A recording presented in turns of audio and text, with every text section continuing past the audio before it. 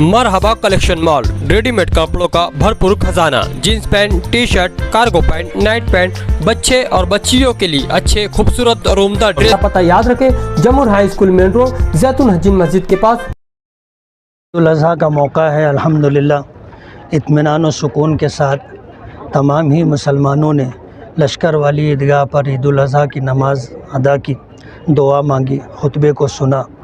अल्लाह का बहुत बड़ा एहसान है। मुल्क के मौजूदा हालात में मुल्क के संविधान और दस्तूर ने इस मुल्क में बसने वाले तमाम ही हिंदुस्तानियों को जिस बात का हक़ दिया है कि वो अपने मज़हब के तईं आज़ाद हैं और अपने मज़हब पर आज़ादी के साथ अमल कर सकते हैं, इस दस्तूर के बनाने वाले डॉक्टर बाबा साहब अम्बेडकर और उनकी क़यादत में जो मुल्क के 250 अकाबिरीन तमाम ही शोबेजात के थे, उन्होंने जो संविधान इस मुल्क के लिए दिया है वो इस मुल्क के लोगों के लिए बड़ी राहत का सबब है। हम बाबा साहब अम्बेडकर को सलाम करते हैं। मुल्क में कुछ लोग ऐसे हैं जो अक़लियतों में, माइनॉरिटीज़ में मुसलमानों को ख़ास तौर पर टारगेट करते हैं और वो ऐसा समझते हैं कि हम उनके दुश्मन हैं और दुश्मन समझ के ही वो हमारे साथ व्यवहार करते हैं। हम उनको बताना चाहते हैं कि वो हमारे भाई हैं, हम उनके भाई।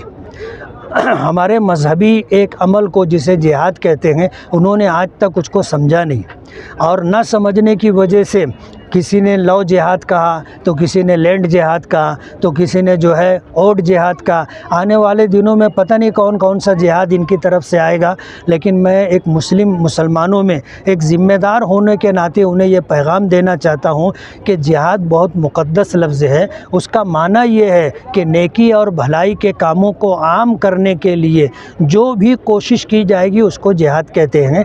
अपनी जान की, अपने मज़हब की, अपनी शरीयत की, अपनी इज़्ज़त व आबरू की, अपने माल की हिफाजत करना, ये भी जिहाद है।